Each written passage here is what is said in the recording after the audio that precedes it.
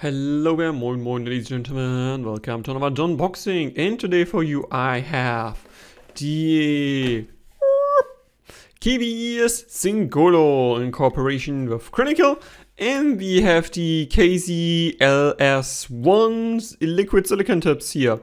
And I have the box in here because I'm a bit disappointed by the packaging of Linsol. There's no packaging material, it's literally just in here, and there's kinda it. So definitely there would be some improvement going on here. On out the box goes, and I think we first start off with the liquid silicone tips here. First issue, they provide us in graph, and I'm not sure if I want to tell us, is the tip now reducing treble? Is it increasing treble? I don't know, it's all Chinese. Unfortunately, do not speak Chinese. But the tip here definitely looks like they made their own liquid silicone tips with a view to the other liquid silicone tips producers at the moment. I'm pretty sure most of them don't. They just go to an OEM and call it a day, which is not bad because the actual current wave of liquid silicone tips is pretty decent. But you know, there's nothing new here. And this here definitely looks new.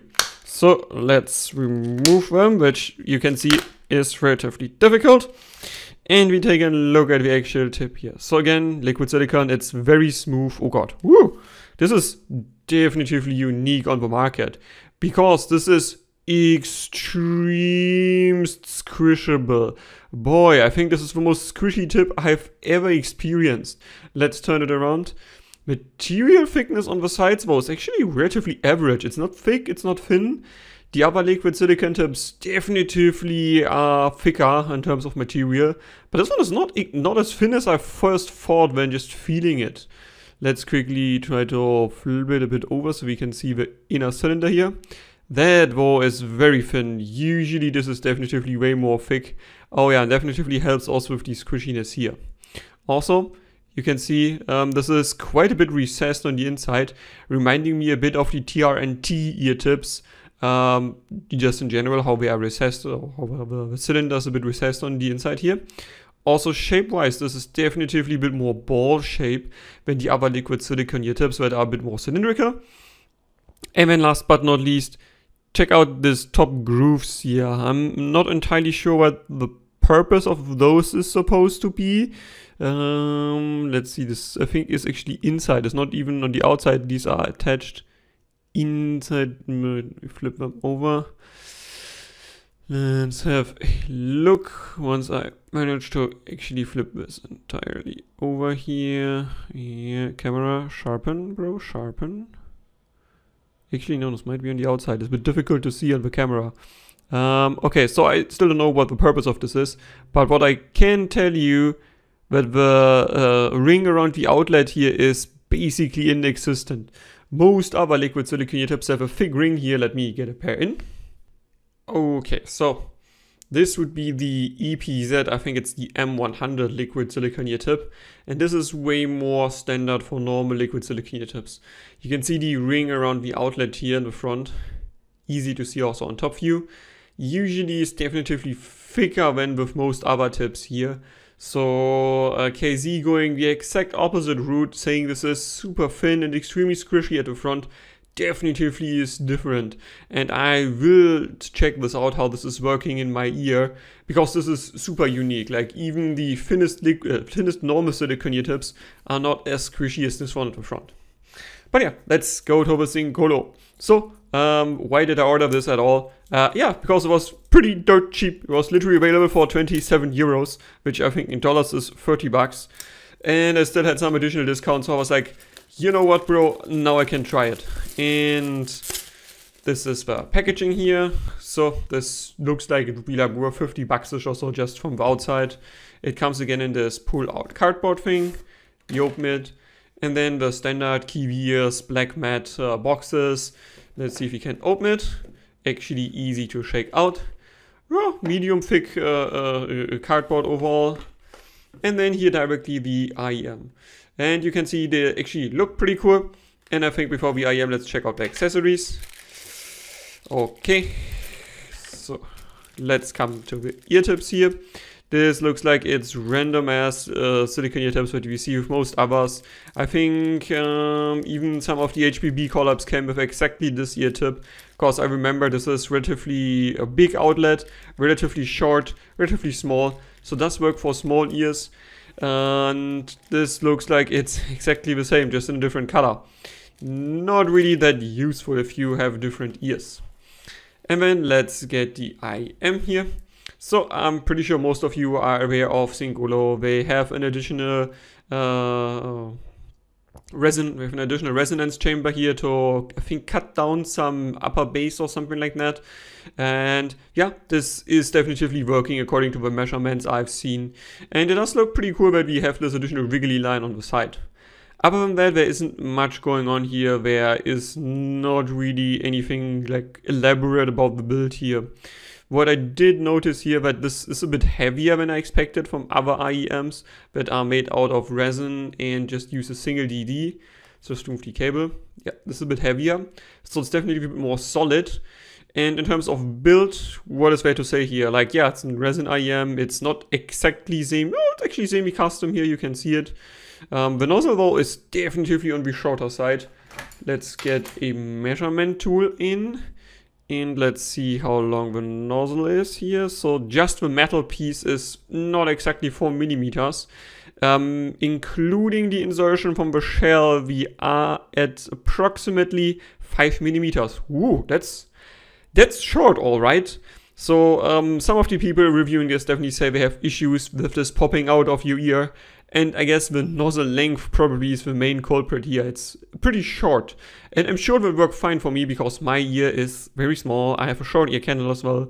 But I think I will still opt for a longer ear tip, which is definitely not what they provide with this. This should be one set of short and one set of long ear tips to be sure. And other than this, in terms of build, you can see here it's nicely transparent. We can actually see how the sharpen the cylinders integrated here. So it's not exactly flat from what I see. There's a bit of an additional groove at the back, so it should stay in fine enough. And then on the front here we have a metal filter that is relatively dense, and that's kind of it. I don't think there's anything else to see here. There are still KiwiEars printed on the single DD. But yeah, that's it in terms of build overall. The faceplate is okay. It's for, I would say, like 50-ish bucks or so. Not the original pricing. This I think was a bit high.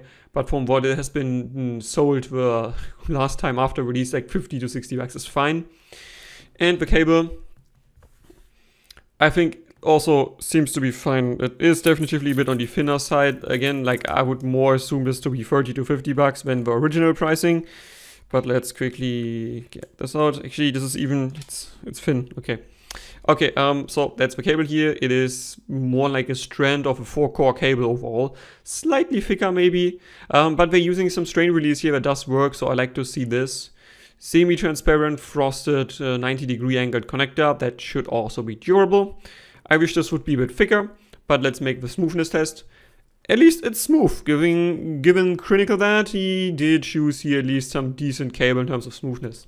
Also top of the cable, as you can see, relatively smooth. Chin slider doesn't stay at all, it's no friction whatsoever, so definitely there's improvement potential here. And then let's check out the top wires. And you can see this looks like they are a tiny bit, yeah, they're thinner, they're a bit difficult to see on camera. But the top wire, let me maybe just go 1 to 1, so it might be a bit easier to see. The cable on top is a bit thinner than the cable at the bottom here.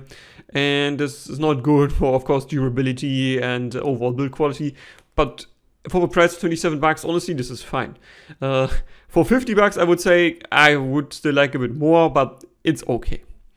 And then last but not least, the rubberization around the ear hooks here. More on the thinner side, medium thin, I would say. Springiness is definitely on the lower edge here. There isn't really, the rubber is not that strong overall. Bending radius of the ear hook, average, a bit above average, I would say. And we have the 45-degree, again, frosted plastic connector here. With a fake metal ring on the outside here, I would assume. So overall, it's okay. I'm not blown away. Like, I think the original pricing is definitely too high. I would give this, just looking from the price performance here, this would be competing more with the EPZ Q1 Pro, I think it was. So like in the 30 to 40 bucks. This is where I would put this just from the accessories. Sound-wise, of course, I will try out myself. I'm a bit biased here, I've seen the graphs, but of course I will still listen to it myself and then measure it. And now a quick first impressions of the Singolo. Okay, so I put this in my ear and it sounded pretty decent. The only issue I have, honestly, the 02 is just better. The Nuo is better. It's one of those things, they just sound more rounded to my ear. They both, to my ear, have actually a better soundstage than the Singolo. And they seem to both be a bit more dynamic, which is strange considering that the original price point of this is quite a bit higher. And other than that, the bass seems to be nicely focused. There's not much complaint about bass, and the mids are nicely present as well. Somehow the treble, while being not recessed, also didn't strike me as particularly sparkly. And when we check out the measurements, and I will directly throw you a quick comparison versus the Nuo and versus 02. I mean, yeah, you can see this one has its pinner peak a bit later at like 3.5K. I'm not a great fan of this, honestly. This probably costs some forwardness here for some female vocals, and also makes instruments probably sound a bit and then after that, I mean, you can see it's definitely less sparkly than both of those, and this is just not to my preference. I can see some people liking this, but it's not up to my stuff. And yeah, then there's some unevenness in the mids going on, and yeah, and very nicely focused bass shelf below 250 Hz. So as the first impressions here, it does sound competent, but yeah, we need to spend a bit more time with it. So that's it. Hope you enjoyed it. Questions, recommendations, or criticisms, please leave a comment. Donspektor out.